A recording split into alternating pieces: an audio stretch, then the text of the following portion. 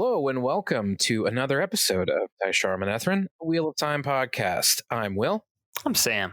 And today we're just tickled pink to be continuing on in The Great Hunt.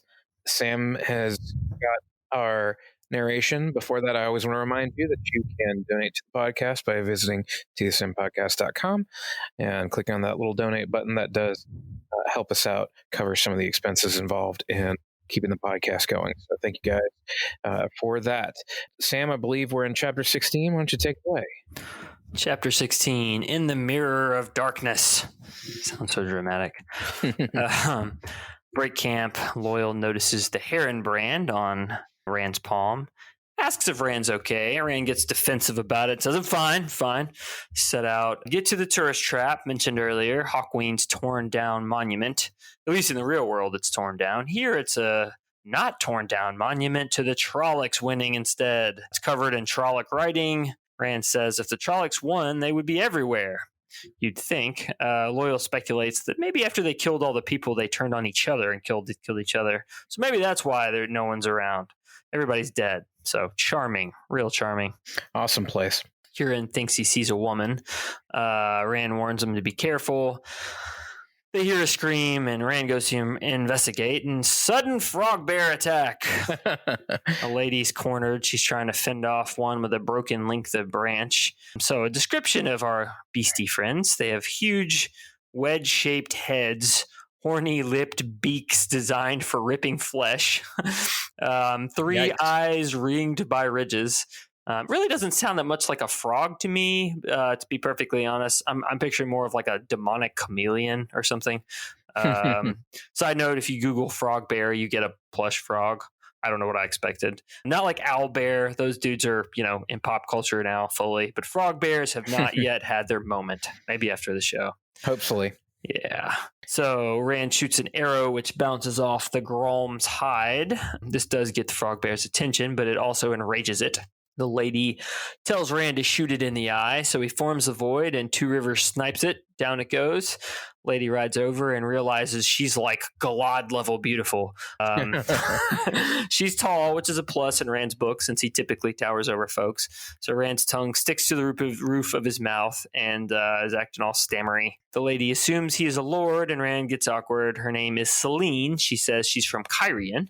Says she entered the other world the same way our heroes did and asks to travel with them. Off they go with Selene chatting up our boy.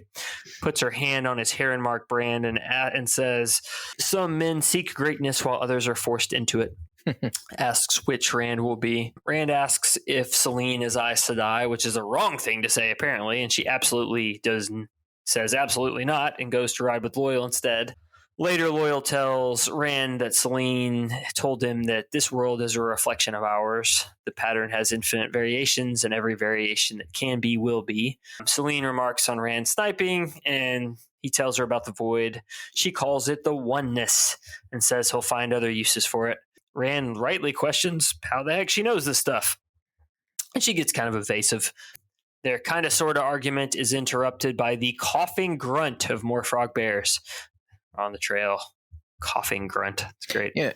I mean, I've got to say, this Selene, you meet her and Jordan doesn't do much to try to make you feel like you should trust her. No, not at all. Instead, you feel like she's clearly something's going on here. Yeah. Shady, right? She's not telling you everything, at the very least. You feel like she should have a mustache and be twirling it at this She point. just sort of meanders into this world. Da-da-da-da-da. Whoopsie. Like, oh dear. Acts very strange when asked particular questions about particular and things. knows things that people don't know. Yeah. Yeah. For show. But she's super hot, so Rand's like, right. Whatever, it's all good. Like, yeah, oh yeah, exactly. Well, that's what's funny. I'm like, at first I read this and I'm like, how can you not? And then I'm like, that's right. Right. That actually is the most realistic thing in all of this. Yeah, and she's like, super tall, which is really important for to Rand. Yeah, Rand's like, they're like that basketball couple you knew in college. They're like super tall, beautiful people. Right. You're gonna have giant children. Yeah, Division I babies. Right. Yeah, you're perpetuating the dynasty of basketballness. Yep.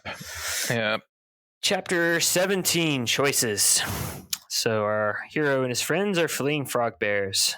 This is why you take a frog bear canister camping, folks. Or, as I found out last weekend, for the fearless mountain mice that definitely can climb trees. Oh, wow. They got that bag of trail mix. They can have it. They earned it. I'm sure that's all these Grom want, some trail mix. Yeah. Once again, trail mix comes up. It does. Yeah, it does. It definitely does. Rand wants to run, but Selene says they won't give up. So Rand thinks he can take them and finds a hill to get a good view. And yep, 2 river sniping skills fully intact still. Shoots all 5 in the eyes. That's going to be a fun level in the video game. Right. While in the void for frog bear hunting, Rand reaches for Sidene, but is interrupted by Huron. They hear more frog bear barking, croaking, whatever. I really can't wait to see these dudes in the show. I mean, really, really hope that they're going to be. I mean, I know this would be like a CGI heavy thing unless you either A, dressed up a bear as a frog, or B, dressed up a frog as a bear. I don't know. I could see them going practical with it. I mean, who knows? Just dress up a man in a frog bear costume. Just, This actually sounds like it would be a really great challenge for Face Off, which I totally miss. It was one of my favorite shows. I hear you. Where they would be like, okay, here's the description of a Grom. Now everybody make one and we'll see what happens. Right. Let's see what it looks like. Yeah. So too many this time for even Rand sniping. So instead, he asks Selene to lead them to the portal stone that she used. They get to it. Rand channels, and they're back in Kansas. Selene says, "Super cool what he did." Rand still doesn't want anyone to know he can channel, so let's keep that kind of hush hush. Selene makes the zipping motion over her mouth. Just we're all good here. Huron has lost the stink of dark friends, unfortunately. Selene says sometimes events have a shadow of their reflection even before the event occurs, so they have been tracking where the Trollocs are going to be. Again, there is no spoon. Rand tells Selene to return to Kyrian, but she says no. Says Rand that the horn will give him superpowers, and they make camp far away from the stones. Thank you very much. Guess we'll wait here for the Trollocs to catch up to us. Chapter 18, To the White Tower. Back to Egwene, Nynaeve on the River Queen bound for Tar Valon. I keep coming back to the name of this boat. It sounds like a kind of a gross discount version of Dairy Queen now. Like before, it was making me crave Dairy Queen. Our Blizzard flavors are pine straw and alligator. Right. Yeah. I was thinking catfish. And, yeah. This is the South Florida version of Dairy Queen for sure. Yeah, Frog Bear. It's our Frog Bear flavored Blizzard. Yep. You want a Grom flavored Blizzard? What's delicious. That? I don't know. It's in another world. Yeah. Nynaeve says they'll definitely reach Tar Valon today. Egwene believes Rand is in danger because of her dreams. Definitely weren't caused by pickles she ate right before bed. The Amerlin stopped by to give them a lesson. Nynaeve would like to leave, but is real seasick. So Swan tosses out one of her signature fishing references. Says Nynaeve has a temper like a fisher bird with a bone in its throat. Yeah, sure. That actually describes her pretty well, generally. Her general disposition. Nynaeve wants to be taught how to use a sword, so Swan channels one out of air. So that makes Nynaeve mad. The Amerlin binds her with air to demonstrate the technique. Then Nynaeve figures out the weave and then does it back to her. So the Amerlin seat demonstrates how to weave a shield, cutting Nynaeve off from the source, which is something that Egwene and Nynaeve didn't know was possible. By the end, Egwene can summon a flame at will. Flame on! I would shout that every time, and people would be really, really annoyed. If I could just summon fireballs, I would be setting stuff on fire all the time. I would not have a job. Yeah. I mean, I just feel like I could not be trusted with that ability. Nope. I would be in jail. Yeah. Pretty sure I'd be in jail. And I wouldn't mean to set everything on fire. I would just get mad at something and about something on my computer and just throw a fireball and set the office on fire. And, right. Or I'd be like, no, I can control this. I'll just toss this over here. And it'll be like the time that I launched a full-size drone in my living room. wasn't my best moment. No, fair enough. Yep. Still got the marks on the wall. Oh, great. Nice. Yeah. That sounds excellent.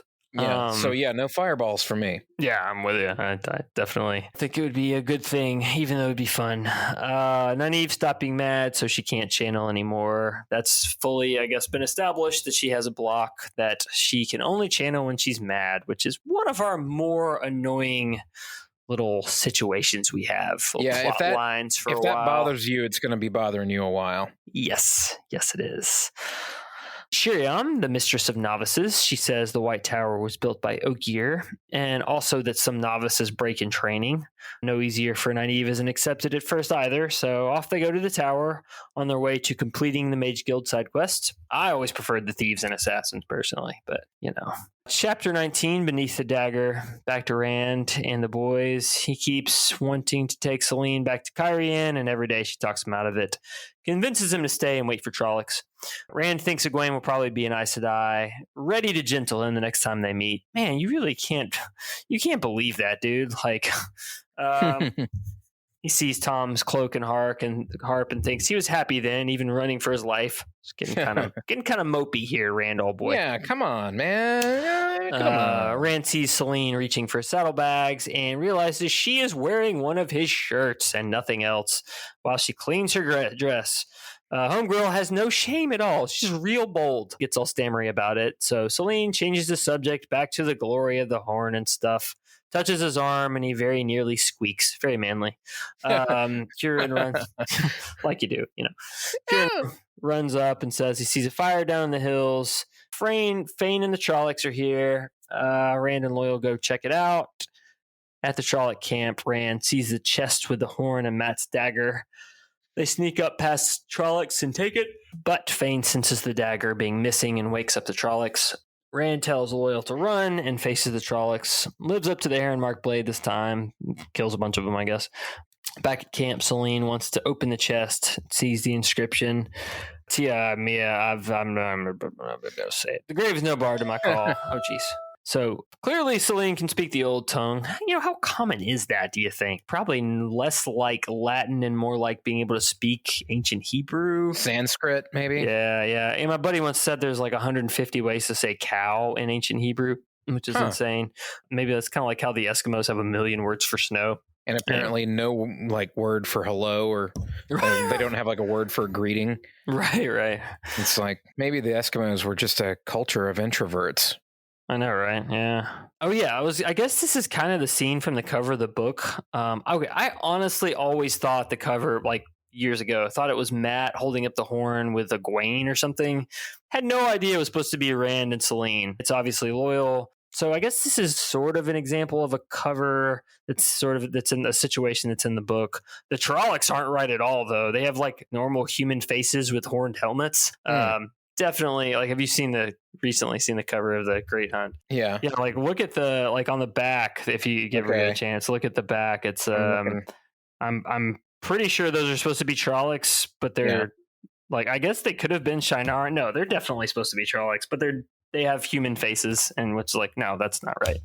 And also Rand has like his shirt has a heron on it, which I guess is fine. Or it has maybe the crane of, I don't know.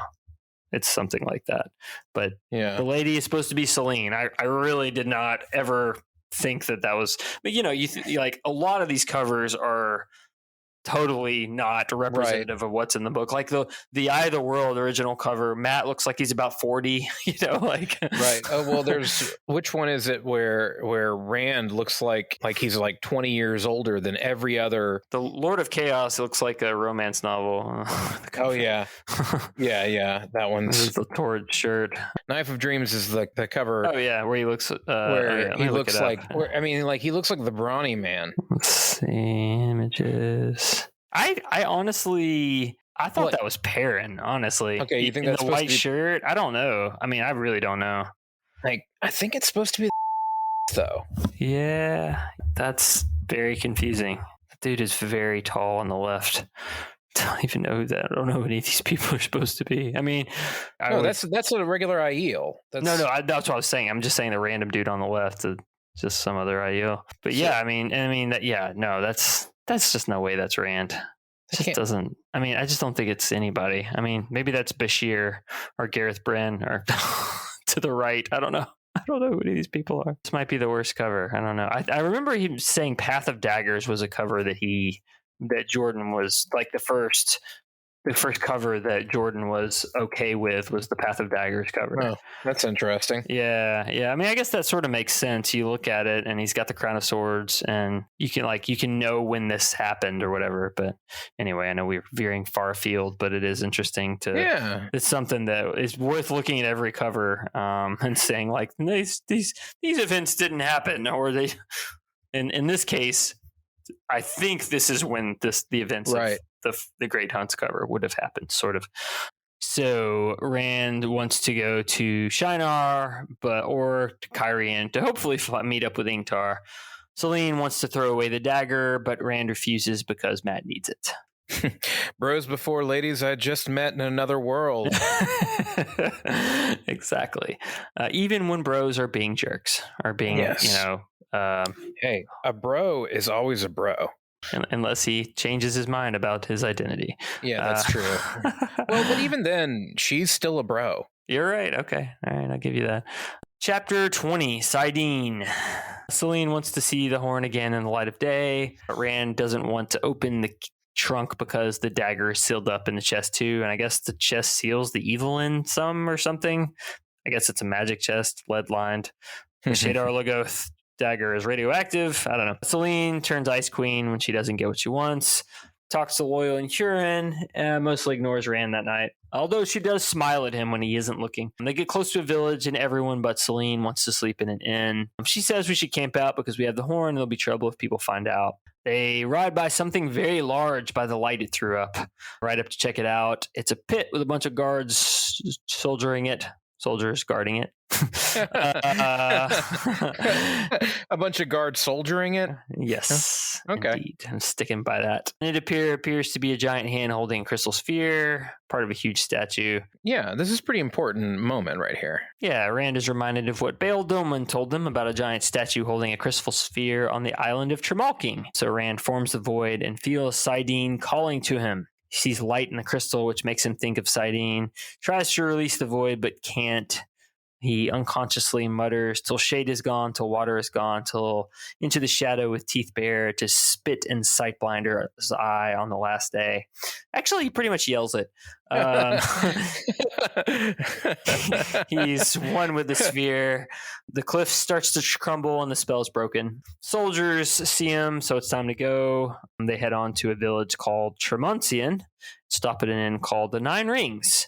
Selene says, "You scared me back there." Rand says the horn isn't mine when she brings up Glory again, and she does not like that. Chapter 21, The Nine Rings. Oh, hey, it's a Lord of the Ring reference, Tolkien reference. Oh, is it a Marvel reference? And we're gonna meet. That's 10 rings. I know, but okay, yeah.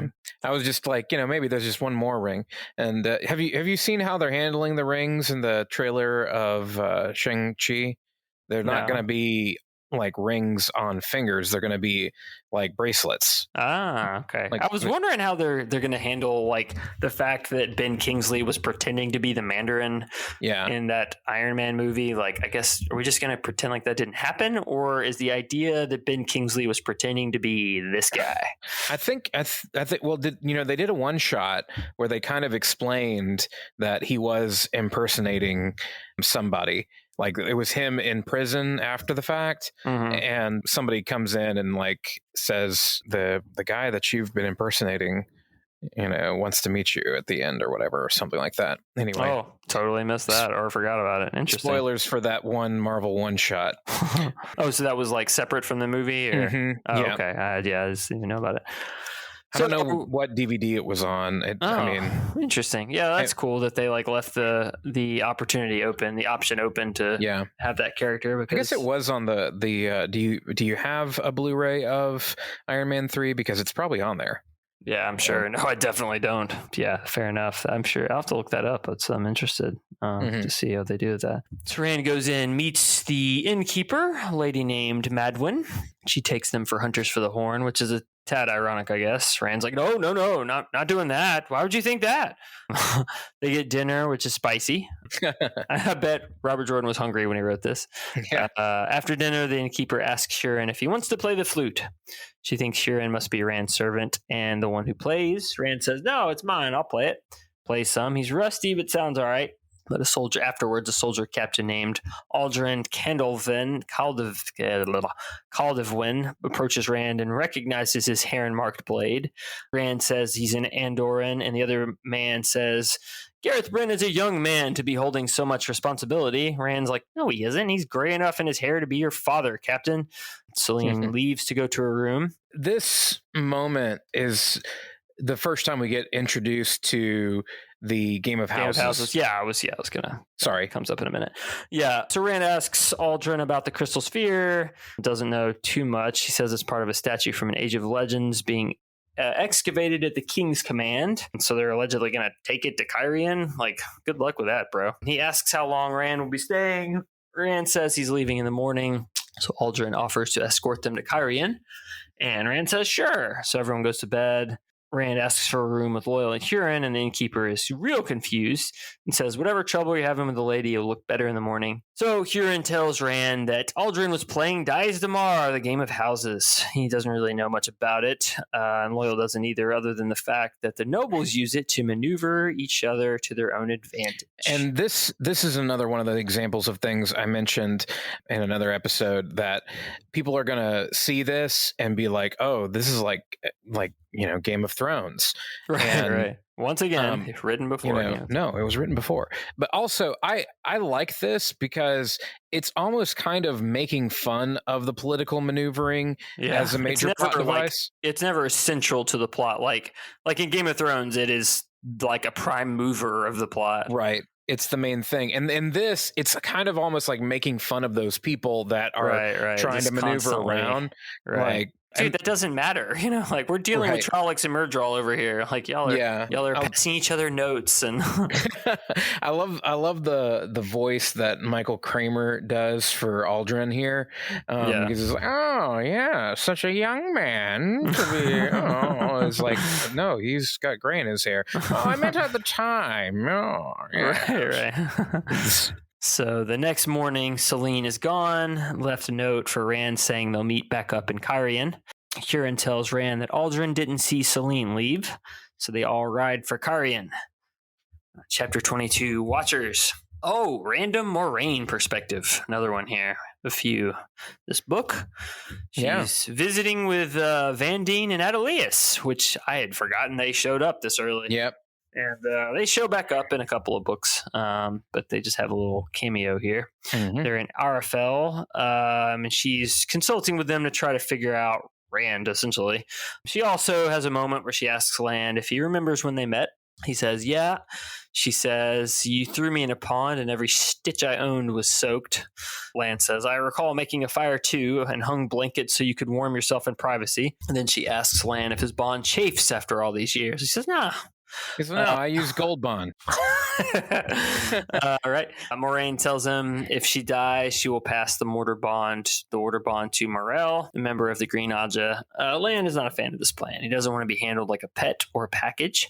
Moraine doesn't care if he's mad. This is the way it's going to be, so get with the program. She asks again if the bond chafes. She said, what is this, some kind of test? No, but she does wonder where his loyalties lie. This is about Nynaeve, isn't it? And Moraine surprises herself by feeling a flash of jealousy at that. She's never felt that way before, and apparently tons of ladies have tried to woo stony face.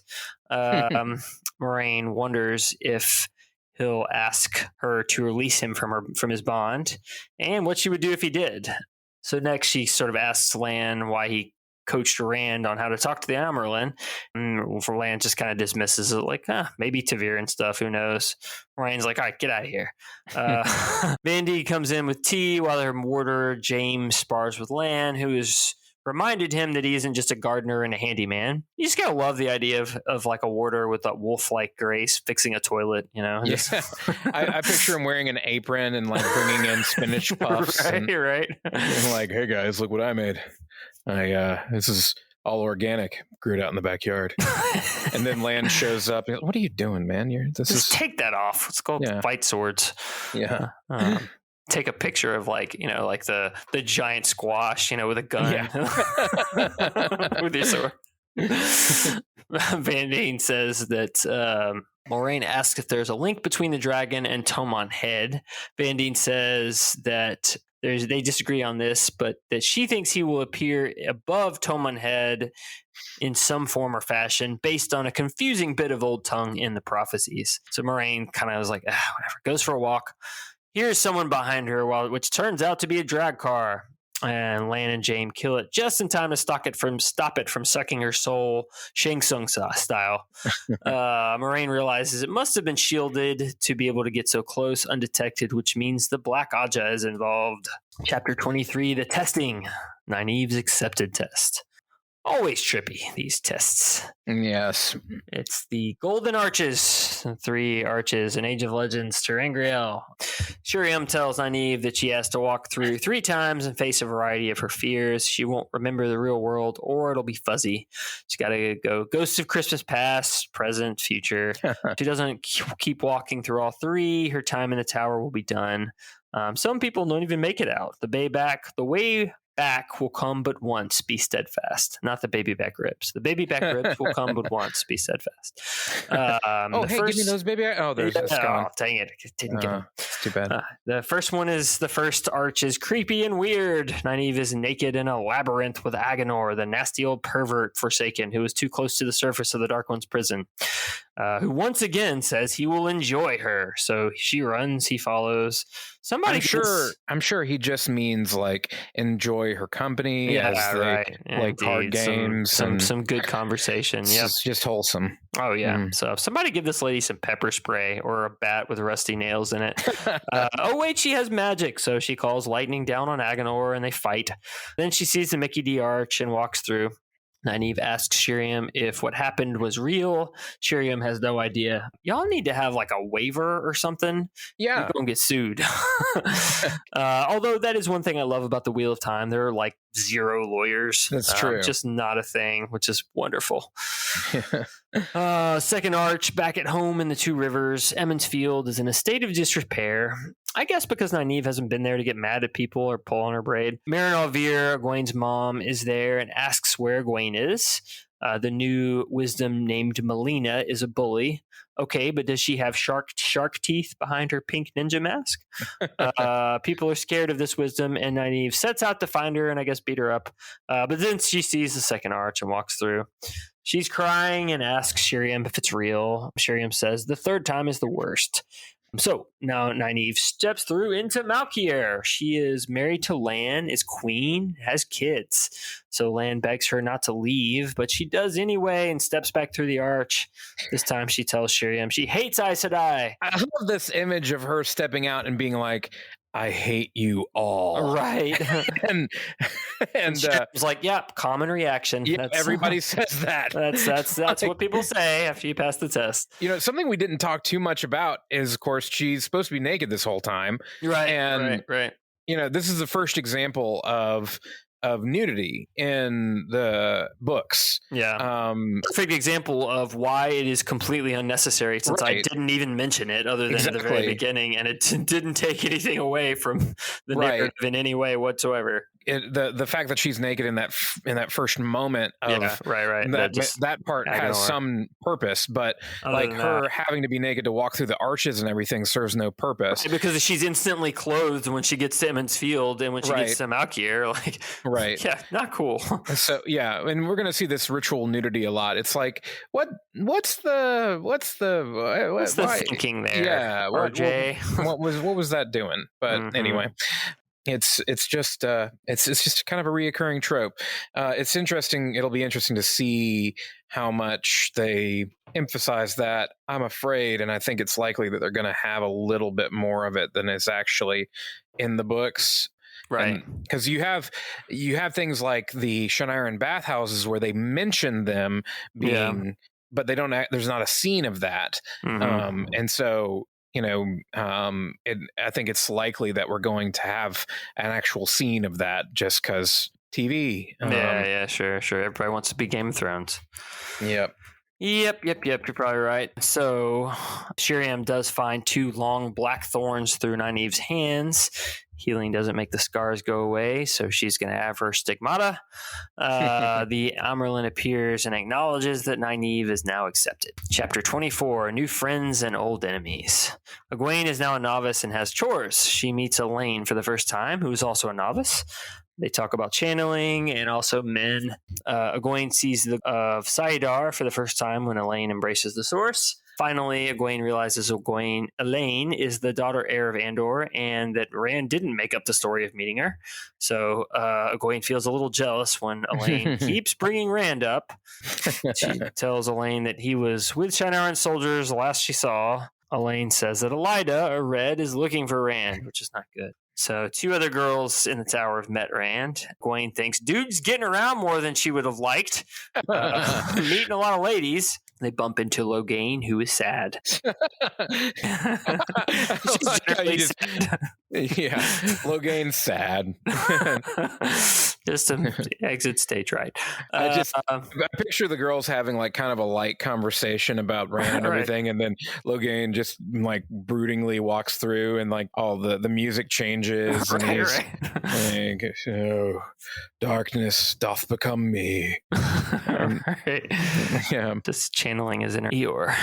Oh, hey, it's men. She was voluntold to come to the tower so the Aes Sedai could study her gift.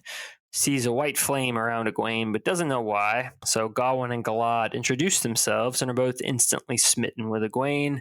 Training to be warders, Egwene thinks Galad is gorgeous, and he asks if he can see her again, and Egwene breathlessly says, that would be nice. Elaine says what she always says about Galad, that he is awful. Gawain laughs and says Galad is good to a fault. Gawain sees Elida coming and leaves. Elaine introduces Egwene, but Elida says, this isn't Mama's court. Go to Shiriam for punishment. So switch to Min, who is questioned by Elida. Tells Elida she doesn't know Rand, even though she has met him. So no 3 oaths here. So she is resolved to get out of the White Tower as quickly as possible. Poor Min. Yeah, she doesn't have a nice time. Okay, so that brings us to the end. I think we're going to talk some spoilers for a little bit. So if you don't want to be spoiled, then please exit stage left or right, whichever one you want to. I mean, just skedaddle. All right, Sam. So I had 2 really just about Selene, about our good friend Lanfear. It's just funny how she set this whole thing up in the alternate world. Right. Like, for one, how did she know to go there? But 2, it's just funny how she it's like she coaxed the frog bears over to her, and she's like whacking at them with a stick. Like, lady, you could have blown them up with balefire in 2 seconds. Right. It wouldn't have been any problem. Just like engineered this so that Rand would rescue you. Oh my! Please save me from these frog bears. And then another point, after they get the horn and the dagger back, she says, or like they get the horn and she says, you got something else from the Friends of the Dark, didn't you? Like, wait a minute. What? No. The only people who say Friends of the Dark are dark friends. Right. You gave yourself away there, lady, just a little bit. Maybe everybody else has picked up on it in the books, but speaking of that, you do have the instance that Moraine didn't send Varen. Oh, right.